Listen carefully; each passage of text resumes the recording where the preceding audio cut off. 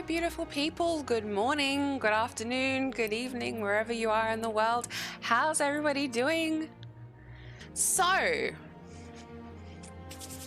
today, here we go.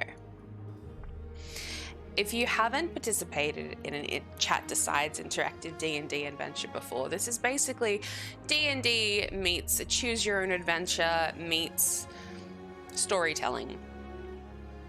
And in these sessions, you play the main character. For those of you who haven't met her, this is Sin. This is the character that you're playing. She is a tiefling. She has the horns. And she is predominantly a wizard. We've multi-classed her in Ranger just to get a few healing type perks because this is a solo campaign and it's good to be able to cure wounds on yourself. But we play her as a wizard. So she's a tiefling wizard. She's level 5, multi-classed. If you want to know more about Sin, Geethan is all over that. You can exclamation point Sin in chat, and if you go to that image, you'll learn a little bit more about the type of spells that she has, what we have in our inventory. You get a bit more of a picture of what our saucy lady looks like. We made her using AI together. So for those of you who were here for our character creation session 0, we launched Stable Diffusion together and we put in our prompts and we created this little lady here. So time for a little recap. So in episode 3, we made our way to Thornhaven. We eventually reached our destination. We were on our way to Thornhaven because we heard rumors that some of the inhabitants of the town were going mad, and no one knew why. And we decided that this was worth our investigating to see if we could help the people of this town, because so far we're playing this character like they're pretty good. They're pretty good. Their alignment is, we've said, neutral, but it's really shaped by the decisions that you make. Upon entering the town with our little friend Mike, the halfling that we rescued from a group of ogres in the previous episode, in episode 2, we met the Watchmen of Thornhaven, which are kind of like the group of law and order in this place. And we were greeted by Bruno, who was the head marshal of the Watchmen.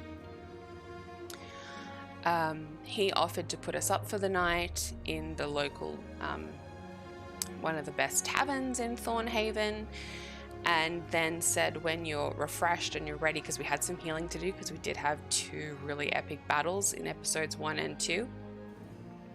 When you're done healing up, come to the watchtower. You know, I have information for you. I have things to show you that will help you in your investigation, and you will be richly compensated, right? Blueberry bagels with cream cheese. Yum. Yum. And caffeine.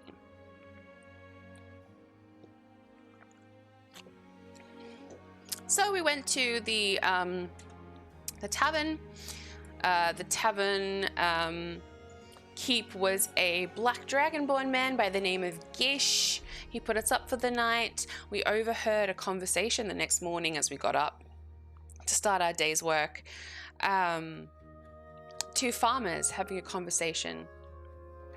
One of them was talking about how a few nights ago monsters raided his farm and stole a whole bunch of his crops.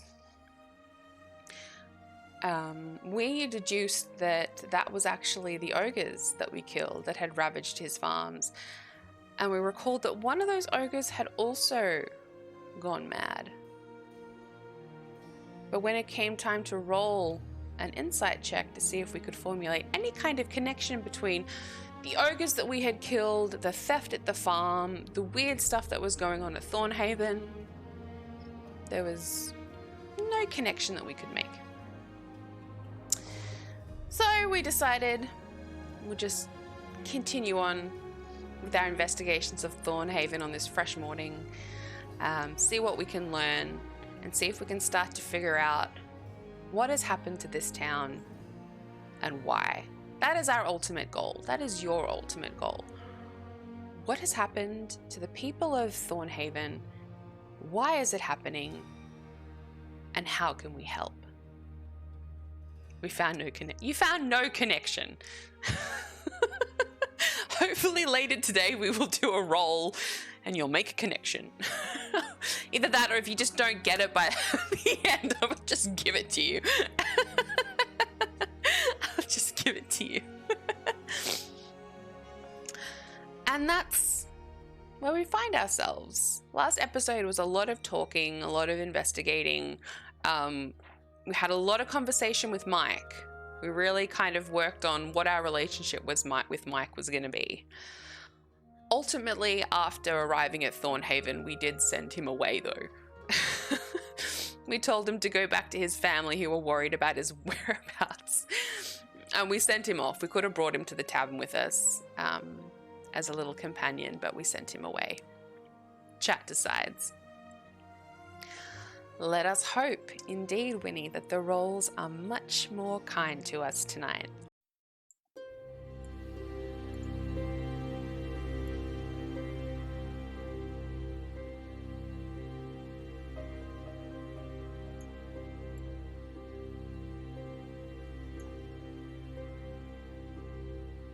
How is that for audio levels? Is that okay?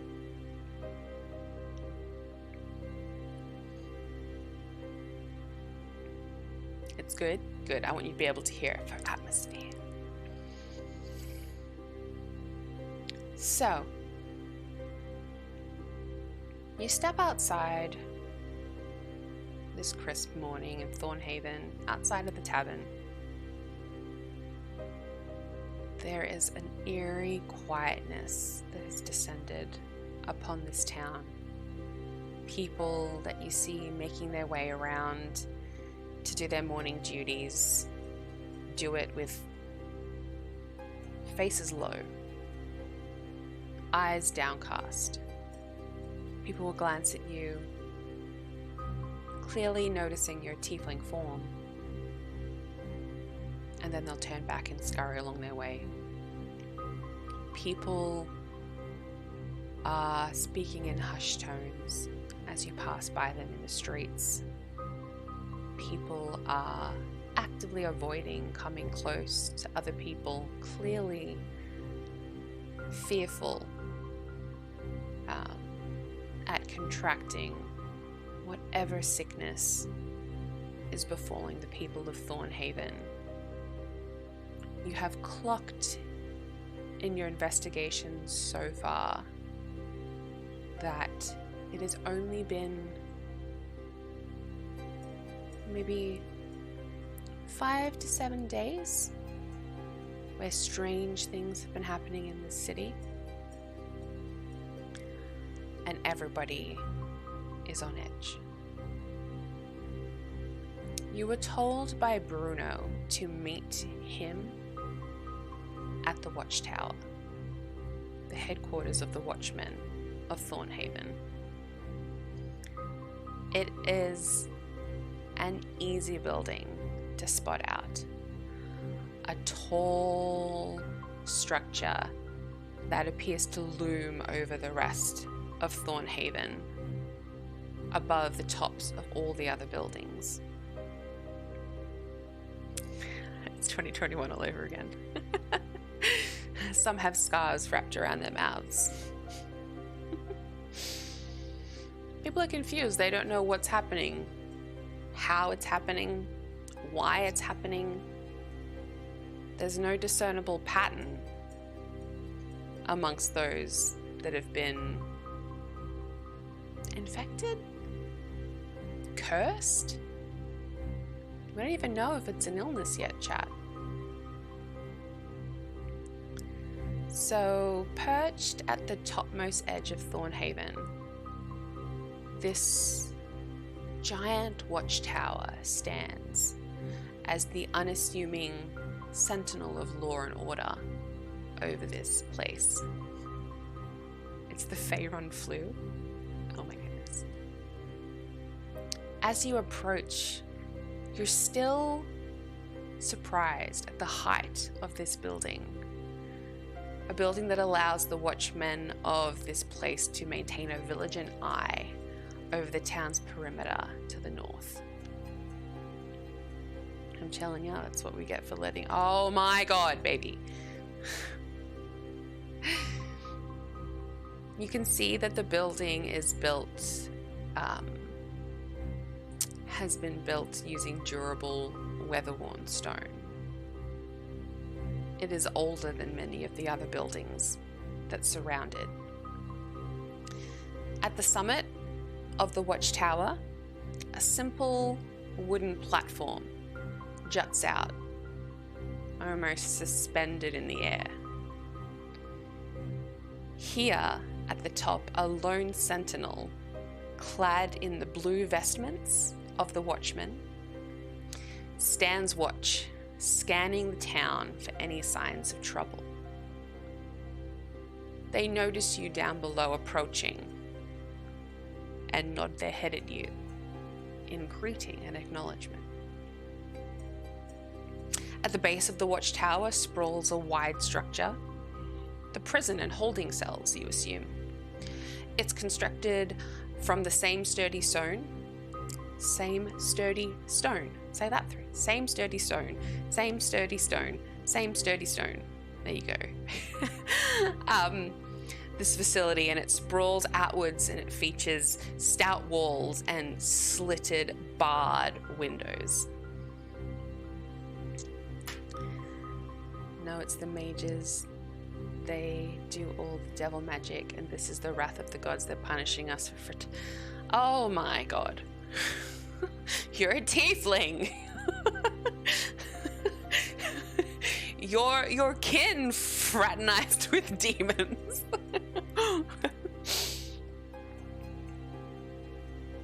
Alrighty.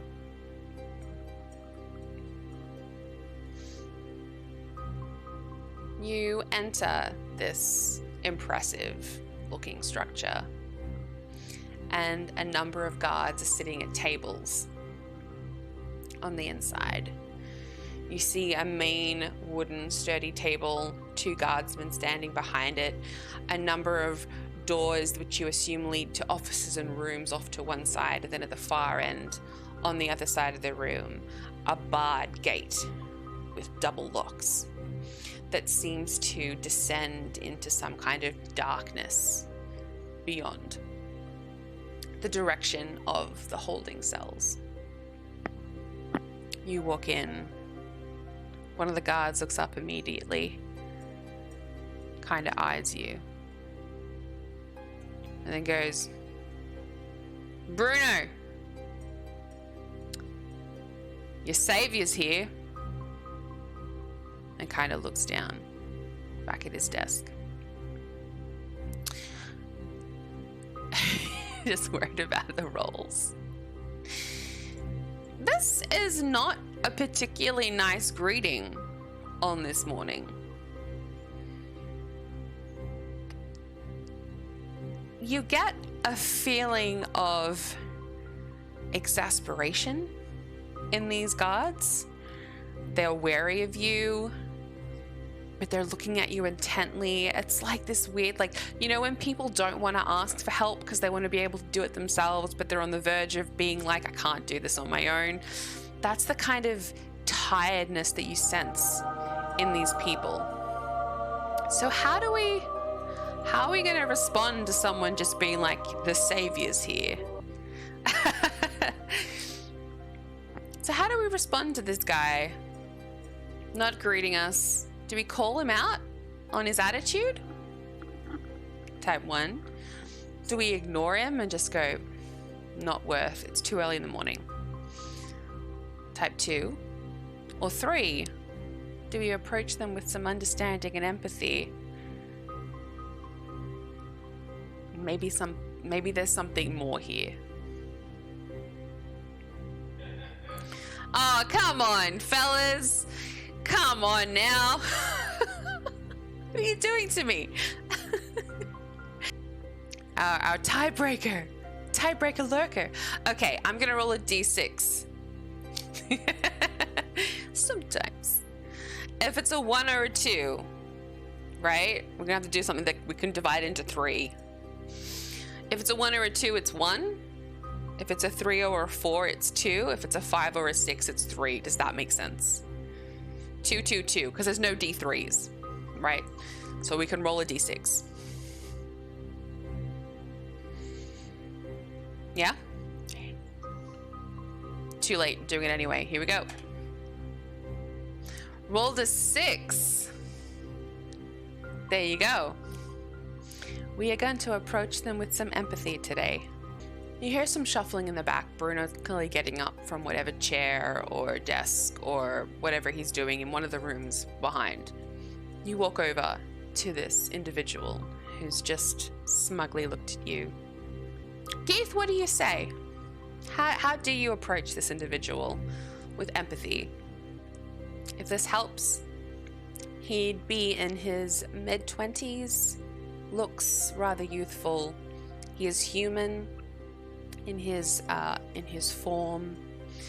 He looks quite unkempt, fuzzy, like maybe 3 or 4 day old growth. You can tell his clothes haven't been ironed or washed in some time. There's a little bit of like tiredness, like he slept in these clothes, but not just for a day, for a few days, perhaps.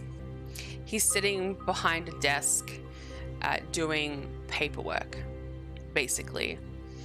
You said, need some milk? Why milk? Milk would not make me feel better. If I were grumpy. Now, if there was coffee in the milk, different story.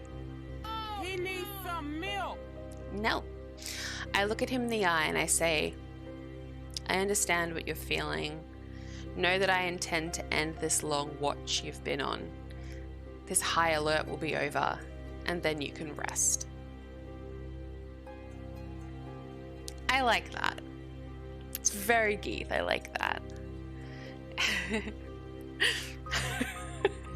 Mans is, I don't know, he's high on cough syrup or something this morning. He's also functioning on like 4 hours of sleep. But I like that.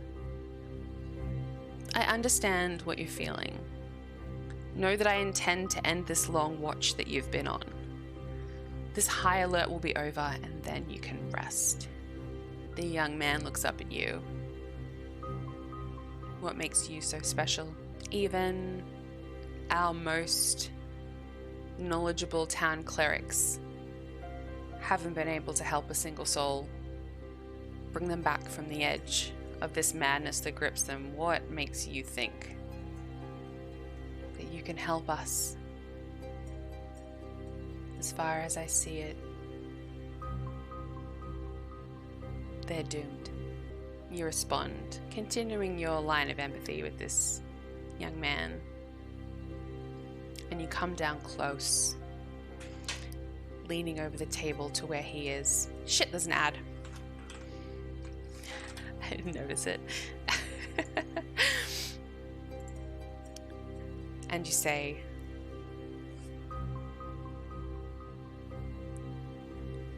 it is little effort for me to have to prove myself.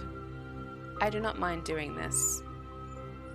This is merely the start. But I can assure you that by its end, I will bring peace to Thornhaven. And to you. Mans, can I get a D20 insight check? Mansat says rolled a 17. That is great.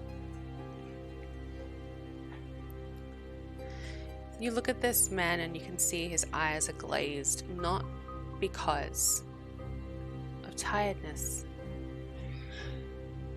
like you first assumed, because he's been crying.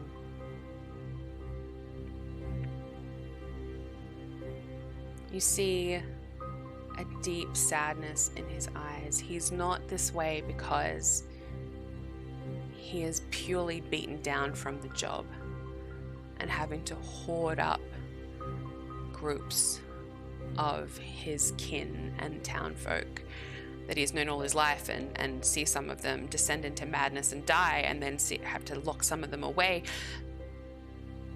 but he has been personally afflicted by this curse.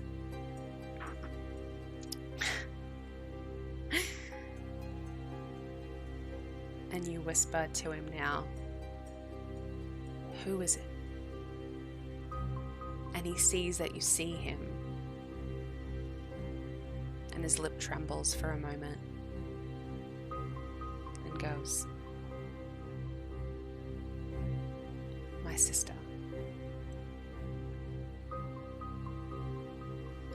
And at that moment, Bruno emerges from a door at the back.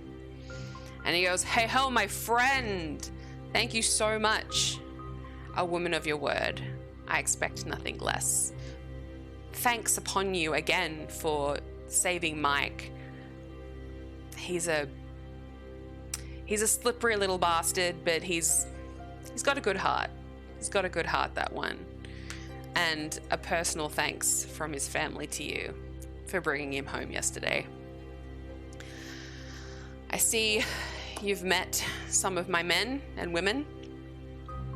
These are the watchmen, the noble villagers of this town that seek to protect all of its inhabitants from any kind of evil that lurks outside or within. And unfortunately, we find ourselves in a place now where we are fighting an unknown battle against an unknown enemy. I asked you here today because I thought it would be good for you to see firsthand what it looks like when someone is afflicted by this disease. Or whatever it is. Bruno's keys jangle as he removes them from his pocket and opens the bar door that separates the front office section of this building from the prison behind. You walk through this doorway and a long corridor stretches in front of you. You peer at the cells that line either side of you as you walk deeper into the darkness of these cells. A couple of drunkards sleeping off booze from the night before. Most cells are empty. As you approach the end of the corridor, you hear a voice call out, "Bruno! Come on, buddy. How long have we known each other? I'm fine, I promise. Don't keep me in here."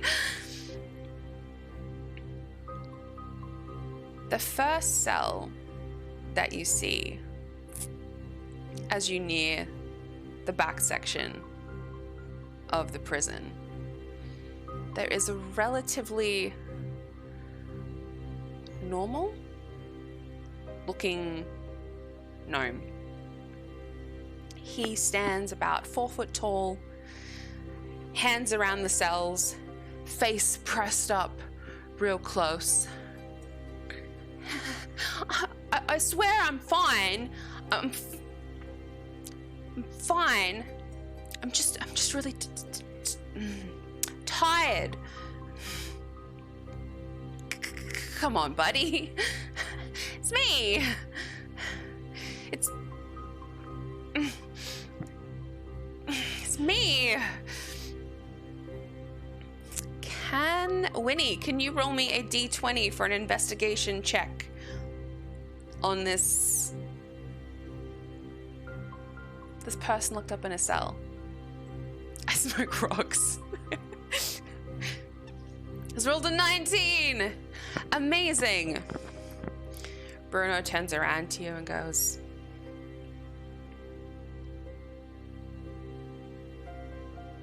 "That's Ormond. A friend of mine from my school days in Thornhaven. They all get like this. No one's willing to accept when they're infected. But he's infected, all right. This is how it starts." And Ormond pressed up against the cage goes, I can hear you. I'm just really tired, and it's probably just a cold.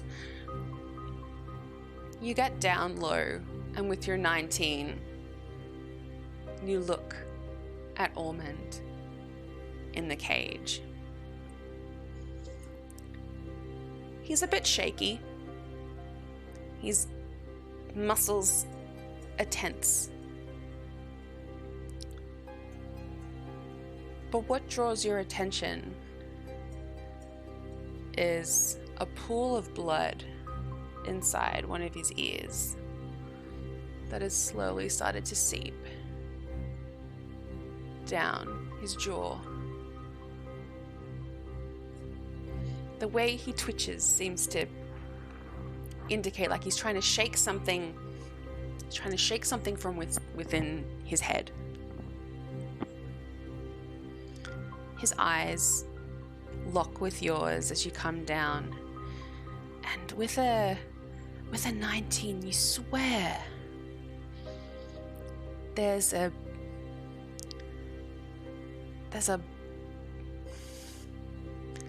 almost like a shimmer behind his eyes. Like a blue shimmer just goes whoosh and then disappears. You know, without a shadow of doubt, there is something wrong with this man. And that this is what they look like. This is definitely the start. Hey, Eden Bullets, how's it going? Welcome on in. How you doing? Welcome to Chat Decides, our interactive D&D adventure.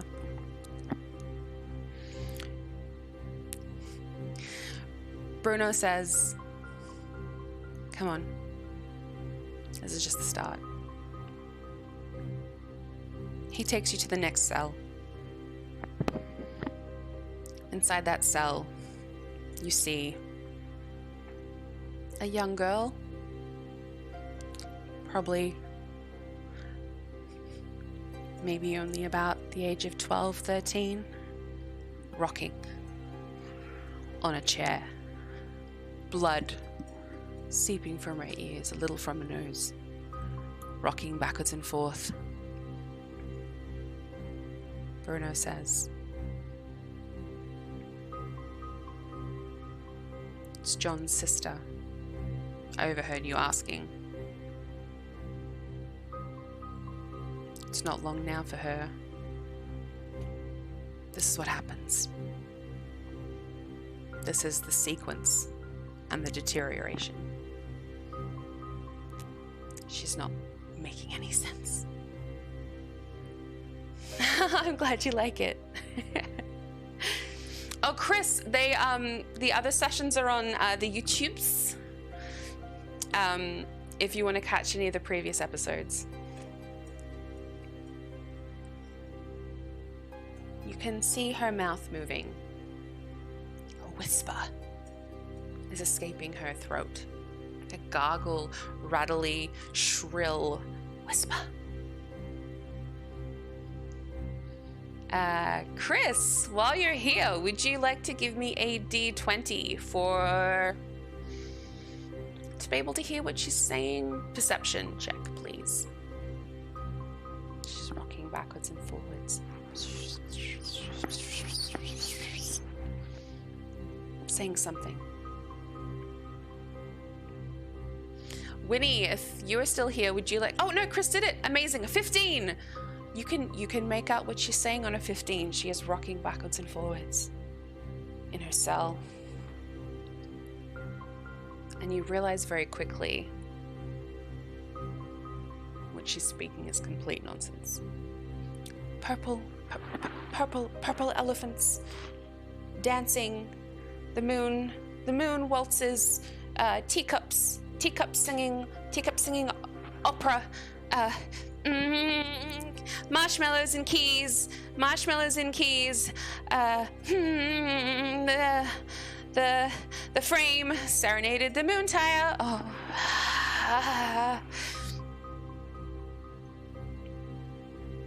Nothing is making any sense. It's just not that good stuff. Oh shit. Bruno says she's maybe got half a day if she's lucky.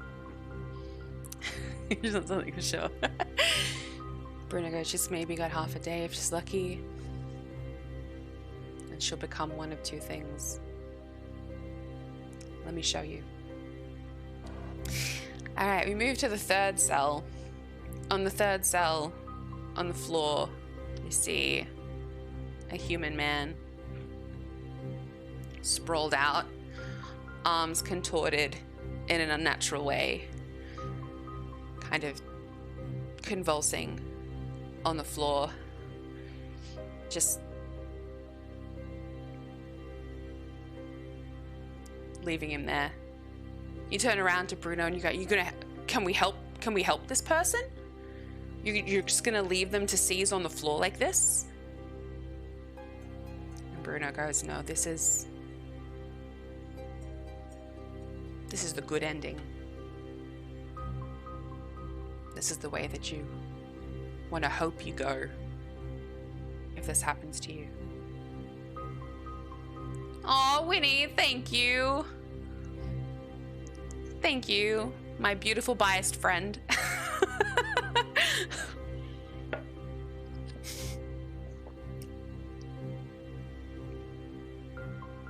By now, it's quite dark in the cells. Bruno's got a torch with him. He's illuminating things as you go. Illuminating cells. But there's some light coming through from the windows that crack through the walls that are barred. But this last cell that you come to now, the fourth and final cell that you come to, is unnaturally dark.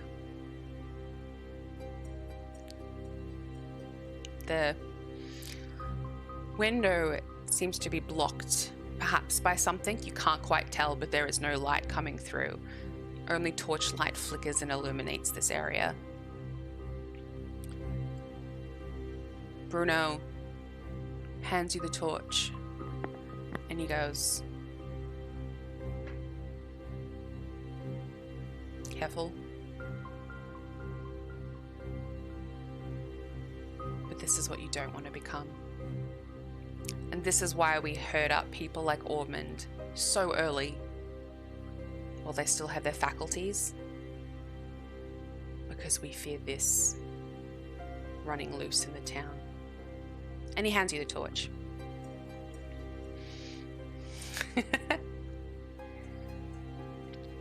You try to make out anything in the darkness of this cell. Nothing. You wave the torch. It's a small one. And you're unable to see. You take a step closer to the frame. You're probably a few inches from the end, from where the bars start in this particular cell. And you wave the torch above you, trying to see, and you make out a black mass in front of you, but you can't tell the depth of it. You're trying to see. And then suddenly, two eyes glowing crystal blue appear, but inches from your own face across the other side of the bar. A snarl escapes, a jagged clawed mouth in front of you. It goes and comes at you. Who did my last roll? Chris. Winnie, can you please roll me a d20 for a dexterity check to see if we are able to get out of the way and back up sufficiently as this thing lunges through the cage and tries to grab you. Loving the storytelling. Thank you. Oh, shit. Winnie, no. We've got a +1 to our dex. Our stats are over here. This is our character, everybody, that we're playing as. And with a 6, let me be fair. Let me roll our dex against their dex. With an 11, they beat us. And as you're just trying too hard to see in the dark, you see this mass, you go, what's that? Blue eyes flicker, you don't realize, inches but from your face, snarls, comes at you, and then this almost, like, imagine, okay, if zombie flesh, instead of turning greeny brown, turned shades of blue, is what you see, and this gnarled hand comes and grabs one of your horns. We're a tiefling. You're the chosen one, Winnie, no! And grabs your horn and pulls your face up against the bars, and it comes in and it snarls at you. But it doesn't bite you just yet. It's staring at you, eye to eye.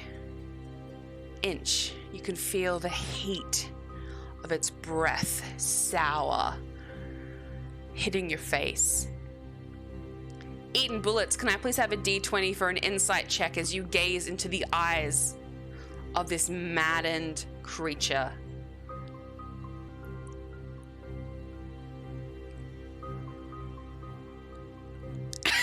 No! Even with that dexterity, even without modifier, we're not gonna... We're actually proficient in insight, so we're adding a +4 rather than a +2, but that's a 10. You're not gonna get a lot. You're not gonna get a lot of information about what's behind these eyes. They seem empty to you. What you do glean is that it's about to bite you, and as it comes in, you hear this shh, and Bruno has drawn his sword and plunged it into the beast. And instead, this gnarly, kind of yellowy spittle mixed with blood splutters out on your face. You remember, you're being held up by your horn, you're like in your face. And then you feel the grip on your horn loosen, and floomp, the creature falls to the floor. A few death twitches, and then he's out. But you couldn't really figure out what was happening in the mind of this creature. Bruno goes, we are relying on you to help us, by the way, and if that's the way you approach these situations, then I don't know, you're the best, you're all we got. We're all we got. We can't have you, getting your face bitten off by things that are literally behind a cell wall, but okay, buddy. Hellish Rebuke, cast Hellish Rebuke. The dead body of this creature now lies in front of you. Bruno's noticeably annoyed. I don't like to put them down. That was Marge. She owned a shop in the market. Sold beautiful hand-woven clothes to children. Why her? Why any of these people? We have been gathering these people for days, and the cells aren't indicative of the amount of people that have come through here. They just don't last more than a couple of days once this has happened to them. And my God, if you can figure out why, this town would be forever in your debt. We can't afford to lose them. Children are the worst. So now you've seen.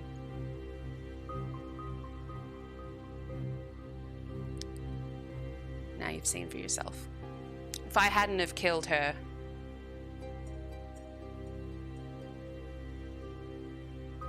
eventually her madness would have driven her insane and she would have just died. That's the way we try to have them go. As a sign of respect. because they were good people. Thornhaven is full of good people. You must remember that. If they can be saved, if they can be brought back, please, promise me you'll bring them back rather than end their lives.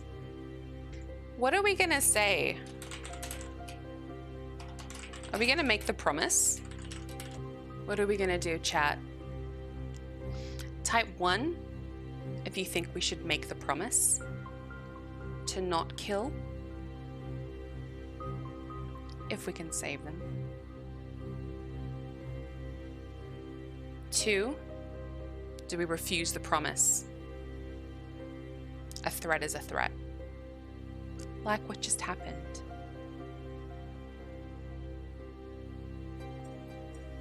Type 1 to vote to make the promise. Type 2 to refuse the promise.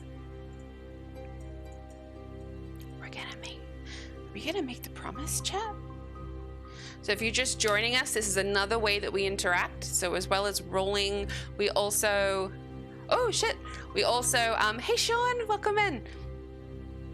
We also vote on key decisions. This is a key decision. It will impact some choices in the future. But not all can be saved. We need to understand that. I know.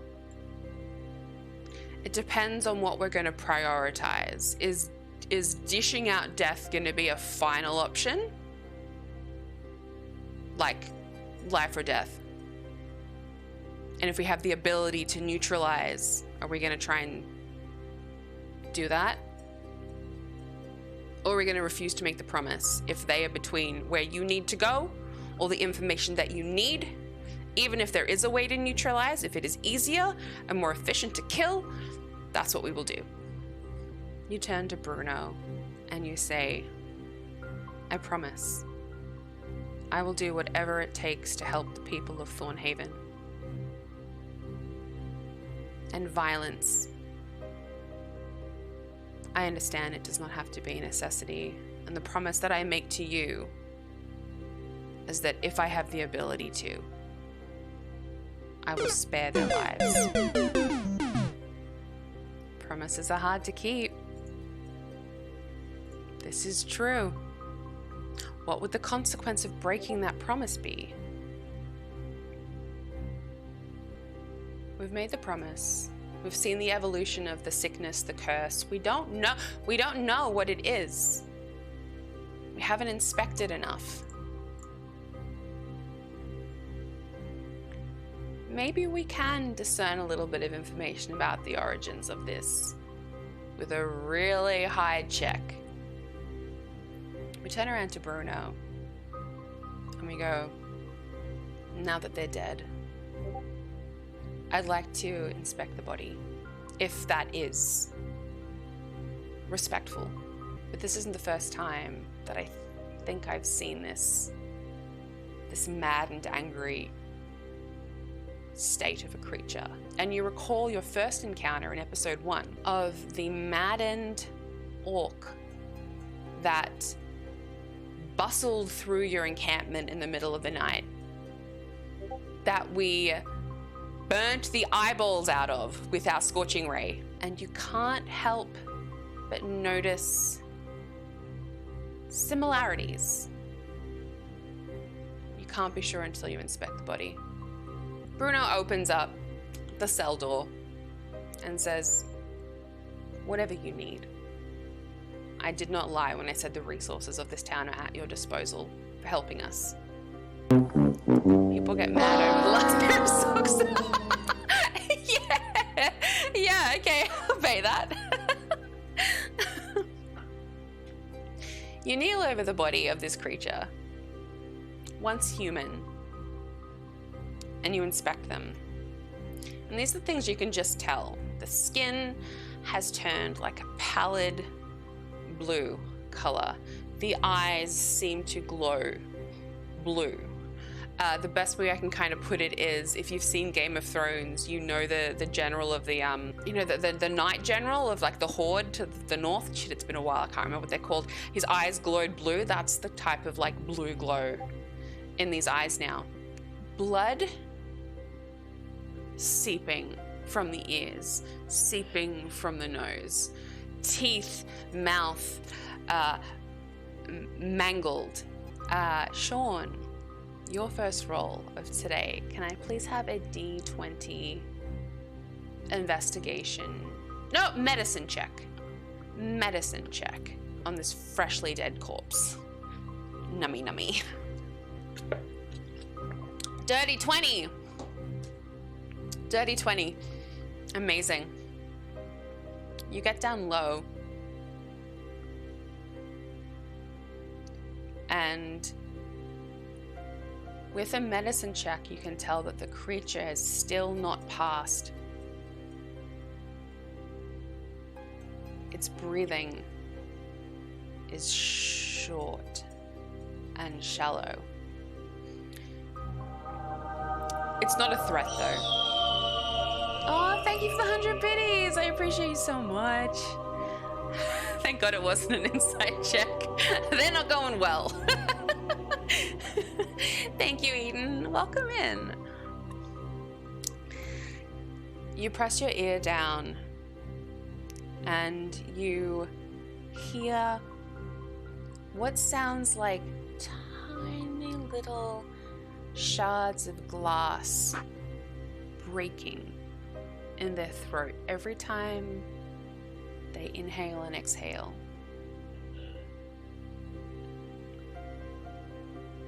You recall the blood-curdling death scream of the ogre as you killed it in episode 1, and that it sounded like glass was breaking inside its body. First solid connection. You also recall that we had singed out with Scorching Ray both its eyes, right? And when we investigated that body, we looked inside its eye socket to reveal some pretty disturbing shit inside of its head. Chat. This creature is still alive.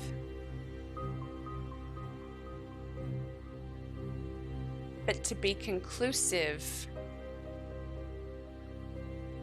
that it was the same as what was happening to the ogre was infected with what this person was infected with, so we're starting to draw connections.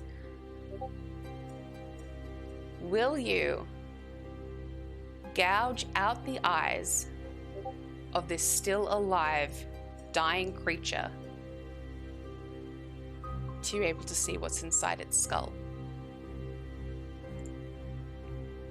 Anybody that knows me knows I love horror and gore. So type 1 if you're quite content to scoop out, gouge out its eyeballs to try and see what's in its skull. Type 2 if no, this was once a human. This was once a respectable lady of Thornhaven. They're still alive. We don't know what part of them's still there. Are we gonna gouge out the eyeballs of something that's still living? Man, you guys are fucked up.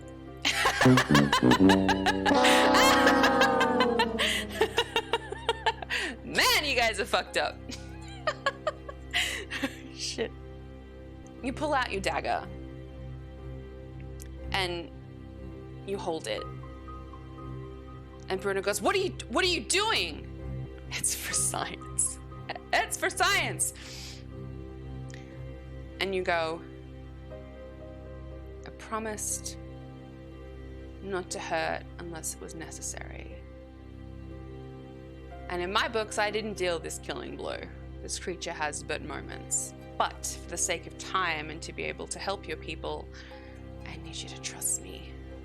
Mans, roll me a d20 for a persuasion check to see if Bruno will let you now carve out the eyeballs of...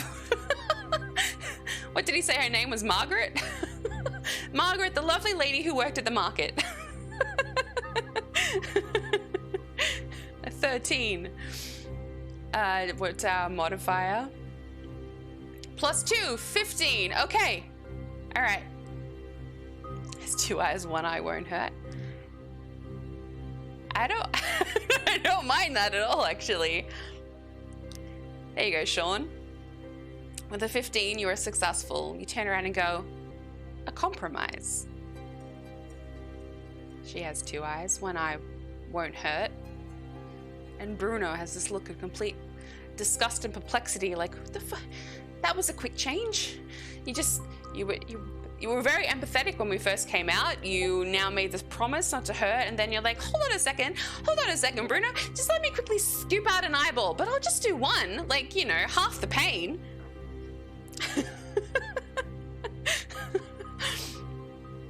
You dive in with your dagger.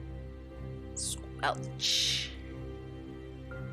Your face still covered in the blood and mucus from when it, like, death gurgled at you.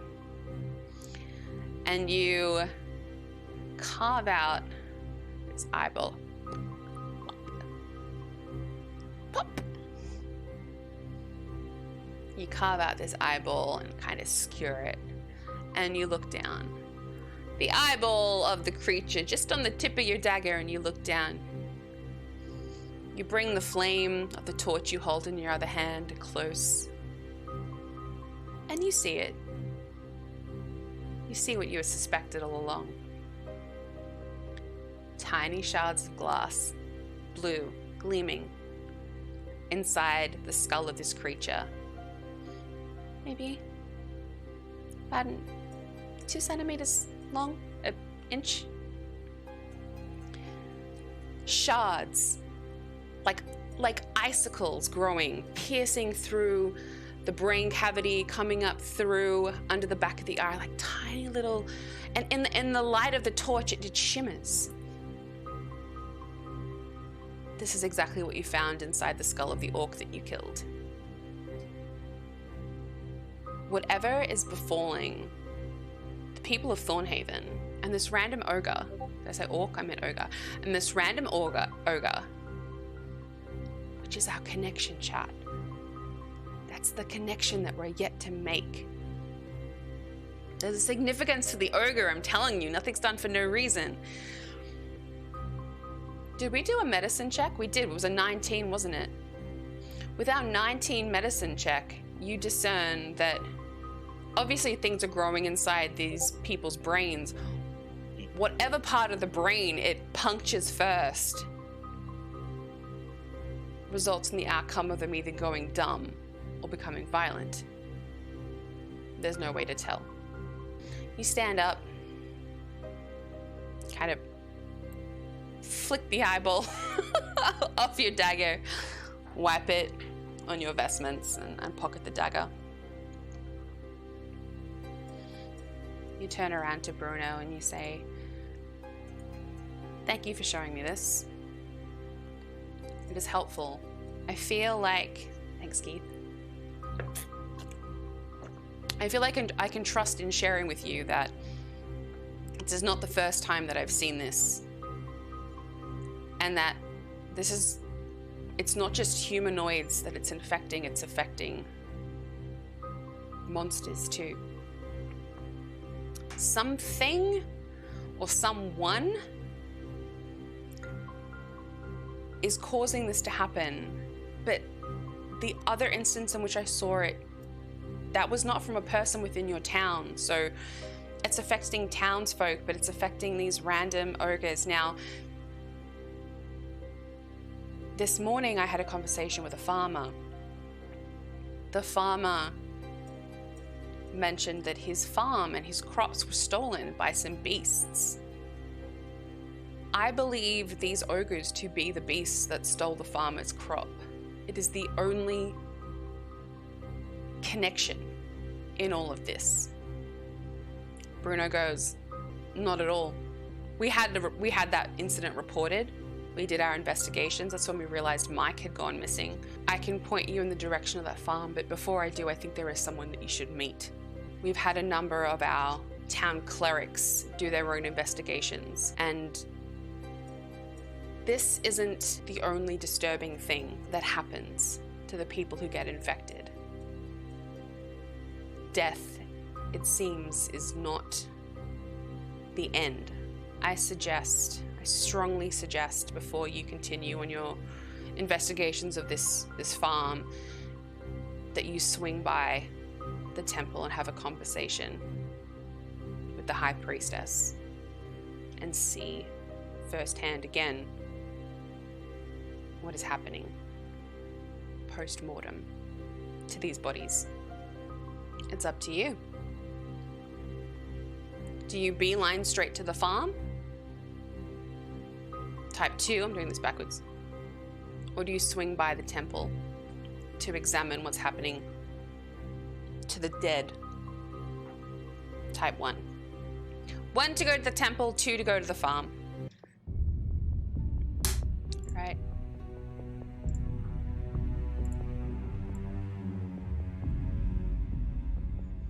We'll finish the poll there. We're going to the temple. You're given some directions, and very quickly you navigate the streets of Thornhaven to find the temple. The Temple of Palor is what you've been told it's called. The streets are a bit more busy now. It's probably about 11 a.m., late morning. Not as much bustle as you would expect. People are clearly scared and keeping their distance from one another. They don't know what is making people go mad. So they're very tentative and they're very wary of you, and you can see that people take a wide berth, not only because you are literally the only tiefling in the entire town, and people naturally look at you with a bit of like apprehension, even disdain, but because you're an outsider and they're not sure if you carry anything. So you make your way to the temple. The temple's architecture is a beautiful, harmonious blend of elegance and humble craftsmanship. It has gleaming white alabaster walls with intricate golden filigree, and the mere presence of this temple as you approach seems to radiate a sense of calm and peace. The entrance of the temple is marked by grand double doors carved from a very rare luminescent wood, which, as you're proficient in Arcana, being a wizard, you feel like this doorway pulses with the very essence of life itself. You make your way through the temple doors, and inside you see before you a vast sunlit atrium, and it extends deep into the temple. It has a soaring high vaulted ceiling painted with celestial frescoes of beautiful angels and humans draped in gowns and refinery. And then in the center of the room, you see a giant colossal statue of Palor and a number of beautiful flowers and incense burning and seating cushions kind of sit around this giant statue. Now, Palor is obviously the god that is worshipped in this temple. Eaten Bullets, can I please have a D20 religion check to see how much you can recall about the nature of this particular deity? We've had episode 1 and 2 are very combat heavy. Episode 3 and 4 are obviously very investigation heavy, but I feel like once we come to the end of all of this, we're going to have a really, really good foundation and sense of direction, and we'll know where to go. Rolled a 2! You can't recall much about Palor. You basically know that he is considered a god of the sun, a god of agriculture, and a god of healing. You're fairly certain? Well, you're fairly certain you're in a temple of a good deity, but despite all of the, calm and serenity around you, you don't know shit. You're like, oh yeah, sun god, yeah, agriculture god, yeah, healing, cool. This sounds like a good place to be. That's about it.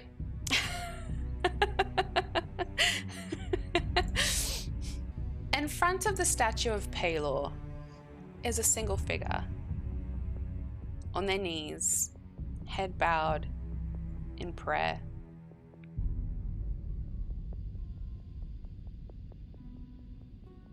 You walk a little bit closer, but you keep a respectful distance. You see the head of this figure turn slightly, sensing your presence. They stand and they turn to face you. Before you stands now a beautiful elven woman, tall, maybe 6 feet, slender frame, pale ashen skin, long raven hair that comes down to her waist. Her eyes are a piercing green, and despite the intensity of how she stares at you, her gaze is warm and inviting. She wears a long robe of gold and white, and it falls gently and delicately off her shoulders. Her waist is cinched by a corselet that is embroidered with a circle with 6 points that radiate outwards, the symbol of Palor. In one hand, she holds a staff with the same symbol atop it. The other hand she extends out towards you. Welcome, Salen Ebrath. The Shining One is gracious to guide you to us now in this great hour of sorrow. We are able to understand Elvish. Salen Ebrath, my friend. She takes a step down, descends the few stairs to the level that you're on. Massive statue of Palor, the god above us. Miss Stupid. Hey, we love stupid around here. This is this girl. She walks out towards you. And she goes, I knew you would come. The gods foretold of a horned warrior that would grace this temple. I was told to show you that which I have only shown few. Come. And she leads you deeper into the temple. And as you walk through, you pass several healing chambers filled with aromatic herbs and soothing insights that are there to offer respite to those seeking Palor's blessing. You spot several clerics in lesser garb, less ornate garb, tending to various sick and sad and wounded. Their robes also adorned with the symbol of the sun, and their voices seem to resonate the entire chamber with a melody of prayers.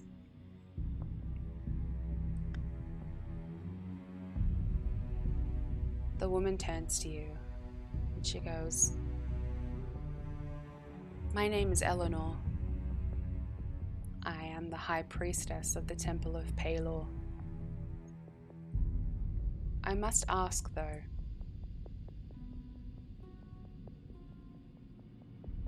why are you here? Why have you chosen to help us? Why have we chosen to help them, chat? Feel free to type in chat what you think a good response to that question is. I can also give us options. Yeah?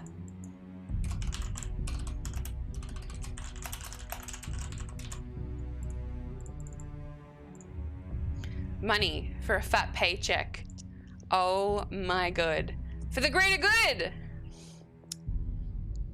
I feel like that's 2 on 1.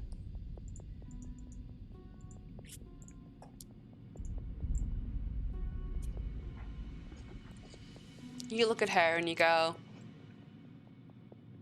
this is my business. I'm in the business of helping people, yes. I believe in the greater good, yes.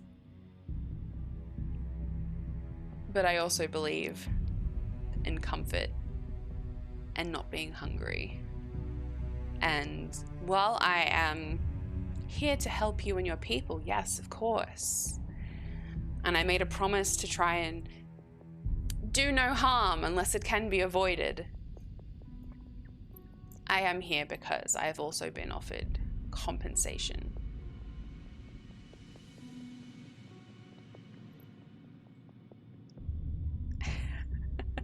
There you go. Do you like I've kind of put them both together? Because Ellie piped up with the greater good.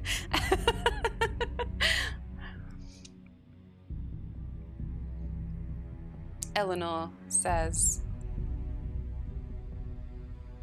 whilst I don't understand the desire for material things, I can appreciate that most people are driven by them. And that is fine. My priority is my God. And he has told me that to help save the town, I must also help you. So if you are truly worthy of this task, I will do whatever I can to aid you. But first I must know if you're truly worthy. Need that good money. Girl's gotta eat. She'll end up on the street. All you need is love. But love is just a game.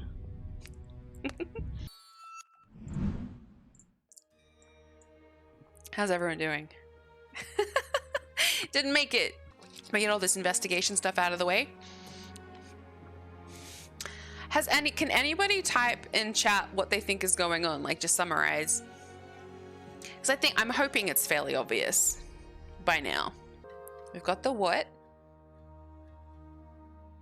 We've got the where? The farm? Where we think it's all going down? We don't have the how it's happening. And we don't know why. At least we've got the what. We're on our way to the where. Hopefully when we're there, we figure out how. The beginnings of how. And then we'll figure out the why. We find ourselves in the temple of Palor, being guided through it by the high priestess. This beautiful, majestic, powerful temple with all of this knowledge and arcane access and divine access to healing. And yet this town still finds itself plagued. We turn to Eleanor as we walk through the temple. Beautiful midday light streaming in through stained glass windows, depicting various stories of the lore of Palor all around us. And we say, overcome by just a moment of doubt, and we say, if in all your devotion to the divine, you have been unable to help these people, what makes you think I can?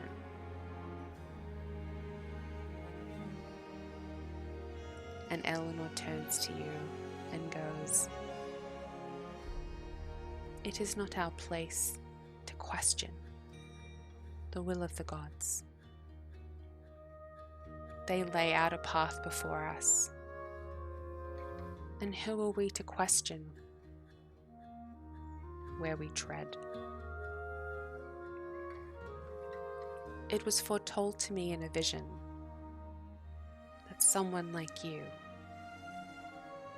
would grace this temple, and I have faith that whatever path has led you here, if you continue on that path, whether it be to help the greater good or for monetary compensation,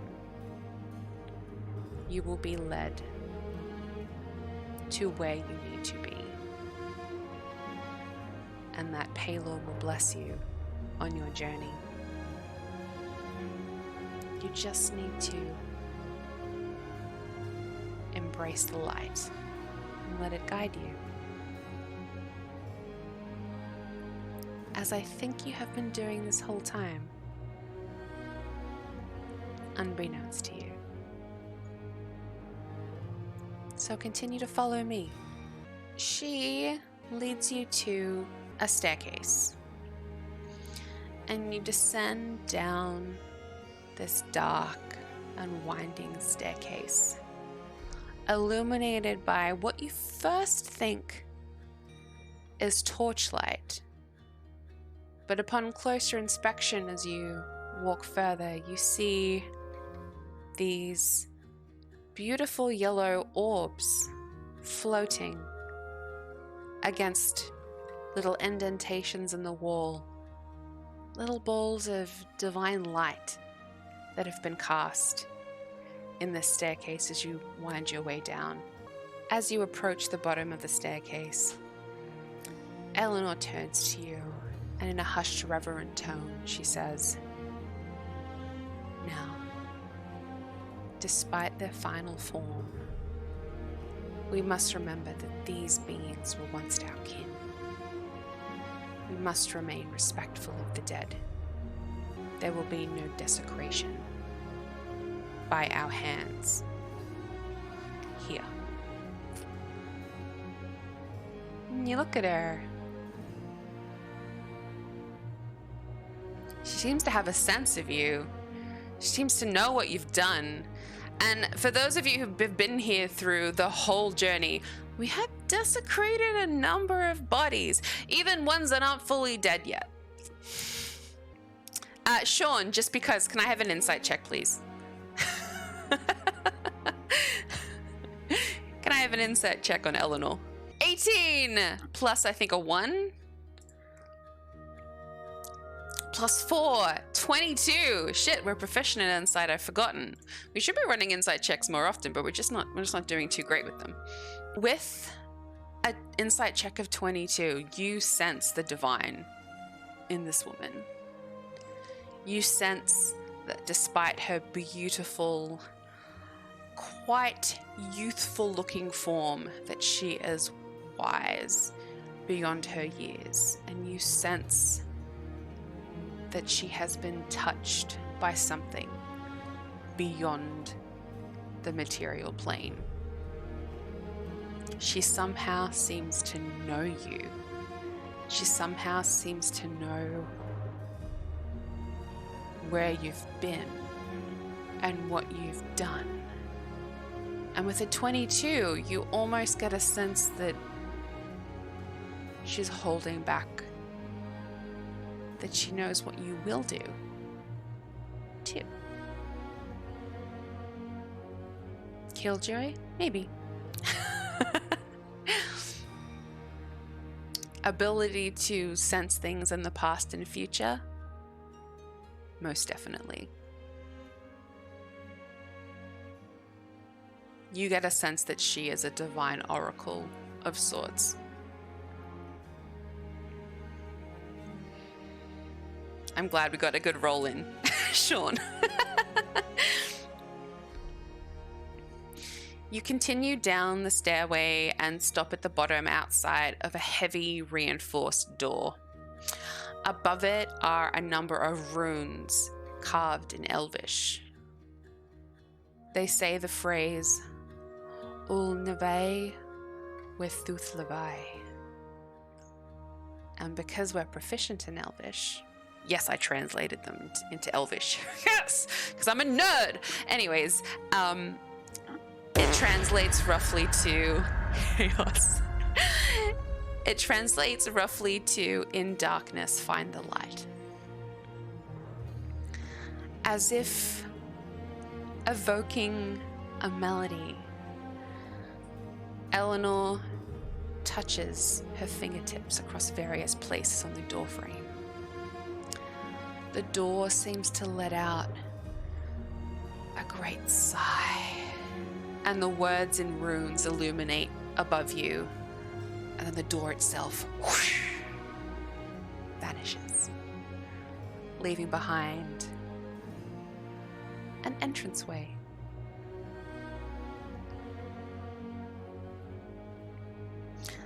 Eleanor again flicks her hands into the air, and the two orbs of light that illuminate the bottom of the staircase move, and one begins to circle above her, the other begins to circle above you.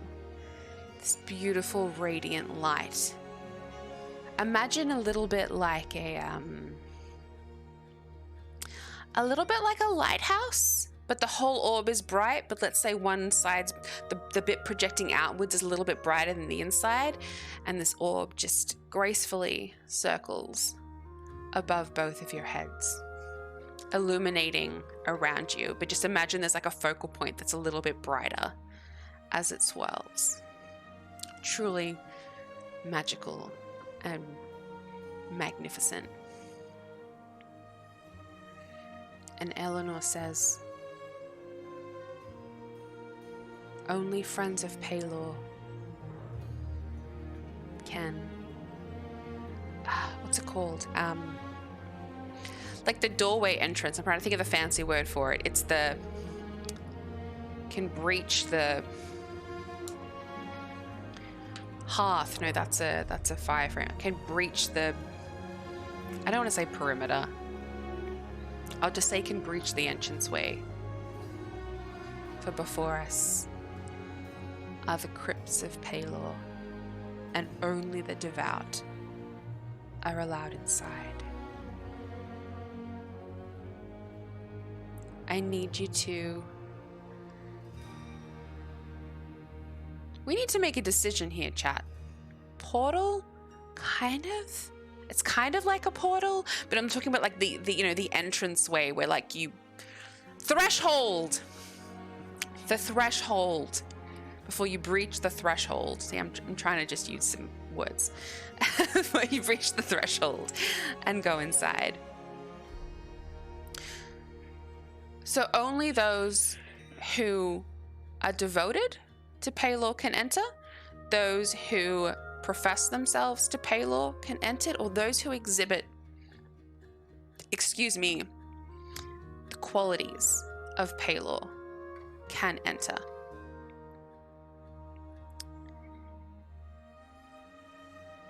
Now, the qualities of Palor, because we didn't roll a very good religion check earlier, are generosity, patience, the ability to bring light into dark places, healing, being a source of hope. Have we embodied these enough to be let in? Well, we could have fled from an ogre. This is where your decisions matter. We could have fled from an ogre and left the halfling that they were going to cook and eat behind to save our own skins. There was no need for us to be there. But we chose to help him. We could have lied our way into the city, but we chose truth in that moment. We had an opportunity to make a promise to save before choosing violence. And chat, you made that decision tonight. and you chose to save. You chose to make that promise. Check. You guys didn't know you were doing that, did you? You didn't know that there'd be ramifications for your actions. Turns out, despite you guys being how is the, well, eyeball scooping. Yeah, let me give you that one too. That'd be your only. How is Palorian eyeball scooping? Well, there's nothing on his lore about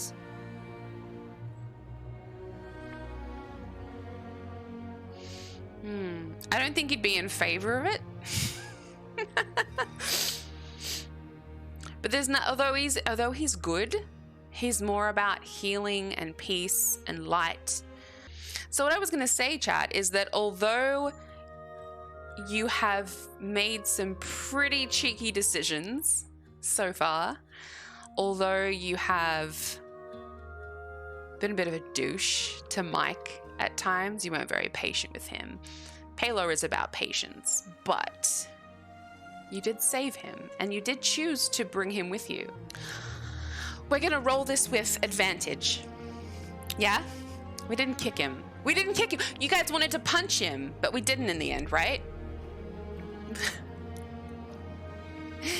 All right, what kind of roll should we make to go in? I'm gonna say it's a religion check, right? With advantage.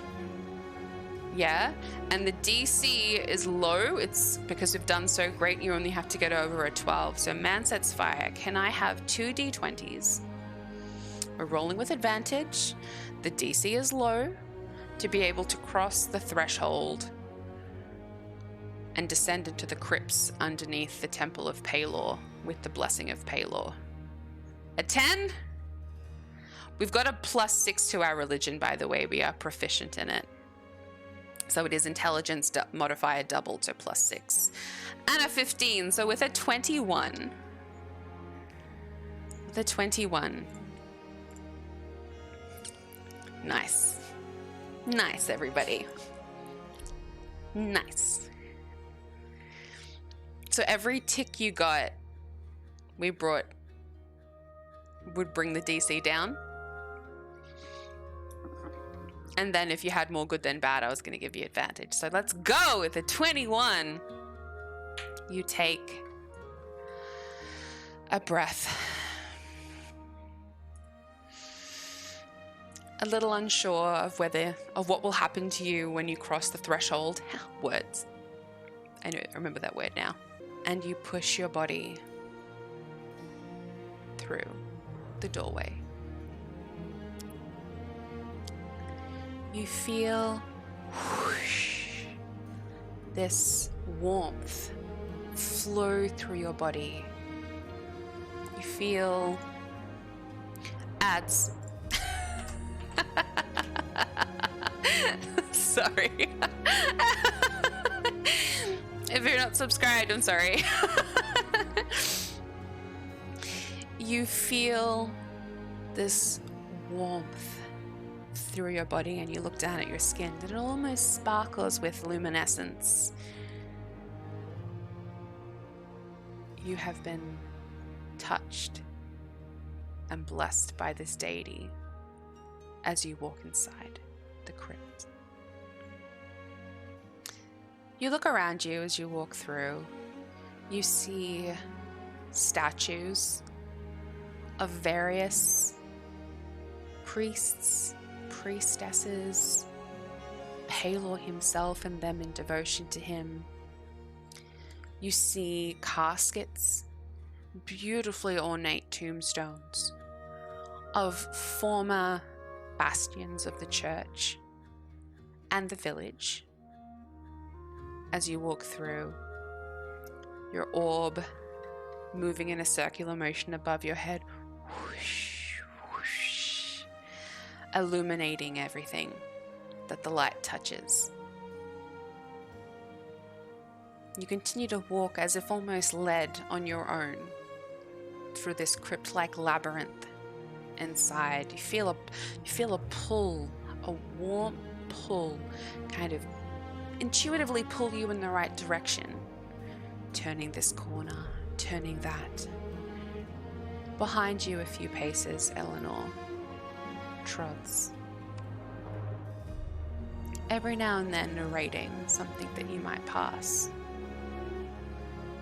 This was the high priest, Nathaniel.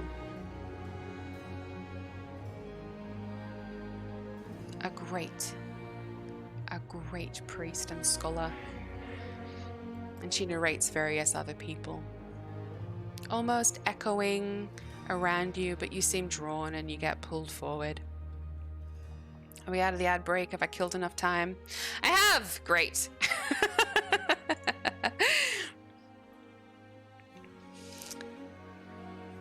You get to a final door. Intuitively, you place your hands upon it and you feel a coldness. The only source of coldness that you've been able to feel whilst in here. Eleanor goes, I may not know what is causing... Oh shit, the light. I may not know what is causing this, but before you see what is beyond that door, I will tell you what I do know.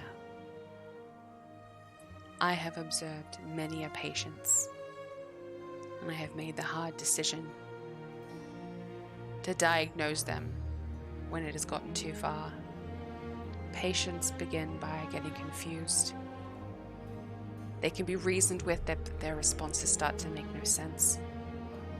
We've observed that they begin scratching uncontrollably at their ears, like there is an itch inside that they will never be able to get to.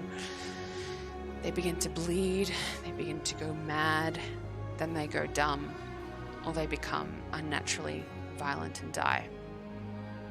But it appears death is not the end of whatever curses these people.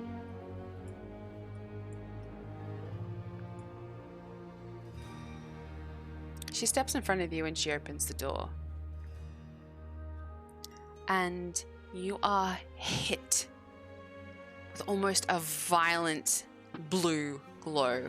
And as you cross through into the doorway of this final giant chamber, dark stone walls, moss on the walls, but it's almost shimmering with ice. You see this grotesque pile of bodies in front of you. A dozen, maybe more. You can't quite make out where one body starts and another begins. What you see before you are the wretched souls of people from the village of Thornhaven, with jagged crystalline shards encrusted in a blue pulsating energy that seem to be jutting out of their bodies. Most of them have become like, think about the way like I'm just gonna go like Pirates of the Caribbean. You know how like the longer they're on the ship, the more they kind of become like coral and like sea creatures. They're becoming these blue giant crystals. So whatever crystals have been forming inside of their skull, they continue to grow even in death, and they have like punctured through the flesh of these rotting blue bodies. So these grotesque growths have distorted and shattered the bone structures of these people, leaving them disfigured. And the shards themselves grow with this eerie, otherworldly luminescence that cast these sinister white-blue glows in this area. Palor, the presence of Palor seems to have deserted you in this space, and you notice that Eleanor is standing outside the doorway.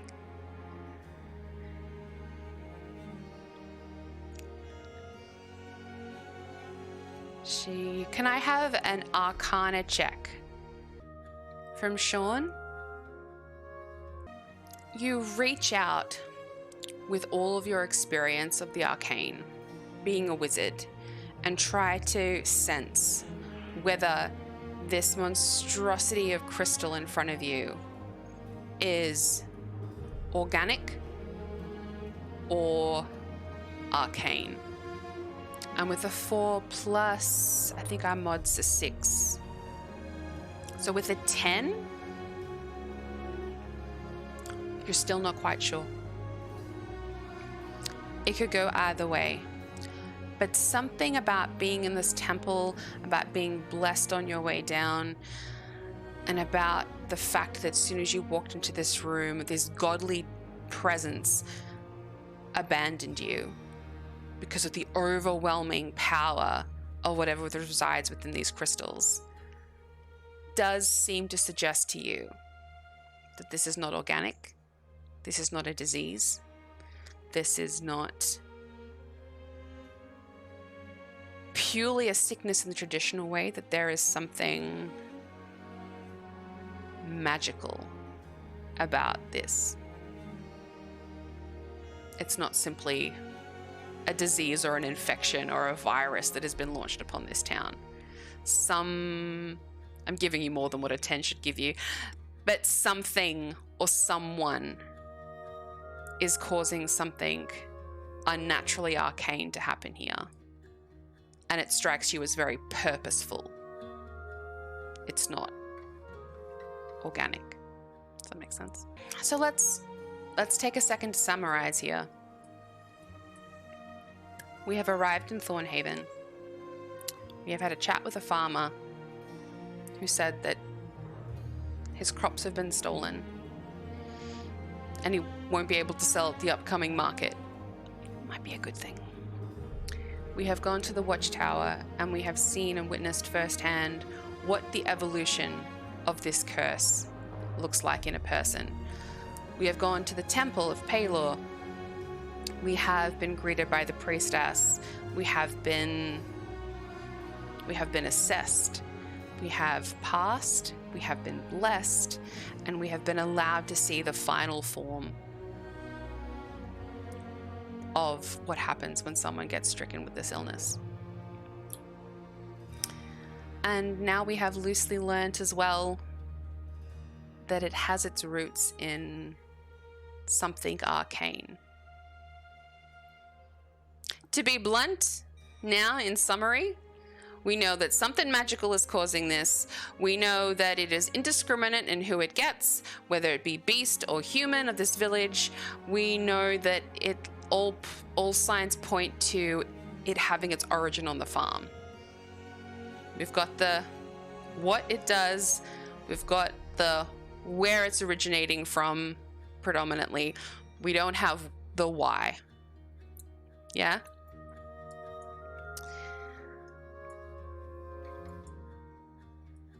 The last thing Eleanor does as you move out of this room, having seen what you've seen, is she lays a hand on you and says a prayer. And she says, Spirit of the sun, refresh and gladden Sin's spirits, purify her heart, illuminate her powers, as we lay our hope for the town in Palor's hands, her hands, guided by light. And she casts Aid upon you, which is a lovely little spell that gives us a boost to our temporary hit points, which I'm telling you, you might need in next week's episode, because why will you need that? Well, you have to figure it out. There may or may not be combat in next week's episode. And that's what we're going to wrap up today. Today's episode was a little bit all over the shop. I didn't have a full, it was so largely improvised. I didn't have a lot of time to do planning for this week's episode. I am sorry. I felt like we had a strong start and then we've kind of slowed a little bit at the end, but I have given your roles, I have given you as much information as we can possibly discern now, and then next week we're going to move into some more structure and some like if you think of this as Act 1, actually that's a good way to think of it. If you think of the first 4 episodes as Act 1, setting the story for the adventure, establishing some key characters, trying to find out what our motivations are, what direction we're going in. We've kind of successfully done that, I think. And now we're going to move into Act 2 next week. A lot more directional because we're not pulling together pieces. It was excellent. Thank you, Sean. Look, improv is bloody hard, man. Improv is bloody hard. Dialogue, bloody hard. And my brain was just not switching on this morning. It's been a very tiring week. But I appreciate you, and thank you so much for being here. Thank you for everybody who stopped by the stream. You're doing awesome. You're a sweetie. Thank you. We will get some combat next week, I promise. It was really good considering how most of that was improv. Thanks. I had this whole idea. I'll tell you. I had this whole idea, but my brain just wasn't clicking and I didn't have faith in myself to be able to do it. I was going to put you through a more complex trial to see if Palor would bestow a blessing on you and then let you pass. And I had this idea of like you being led into like a dark labyrinth, right? You being led into a dark labyrinth and then having 3 different chambers, and then in each of the chambers having to pass a test, and then depending on if you could pass 2 of the 3 tests, then you would earn his blessing, and then you would be able to pass the threshold into the crypt to see the final form of the curse. But I didn't trust myself to be able to come up with those 3 trials. I did a little bit of brainstorming in the break while you guys were playing words, and I had like, all right, it was going to be called the Trial of Radiance, and it was all about proving your devotion to the values that Palor upholds himself by. And so it's going to be a test of compassion, a test of healing, and a test of darkness. But I was just like, my brain's not functioning today, so I might actually steal that idea for like a one-shot or a campaign. Maybe something later in this campaign, depending on how much we draw upon this deity figure. I think we might start next week by kind of saying, okay, we now have this God that has blessed us, that knows about us, that has a high priestess that we're in the favor of. Do we want to, because we don't have an alignment or an affiliation with any kind of deity, do we want to embrace that? And then what does that mean for our character going forward? I think that's cool. All right, everybody. Thank you so much for being here. I have had so much fun. I hope you have had so much fun with today's session and you're enjoying the story that we're telling together. Thank you so much for being here. Take care of yourself, take care of each other, and I will see you this time tomorrow, maybe. We'll see.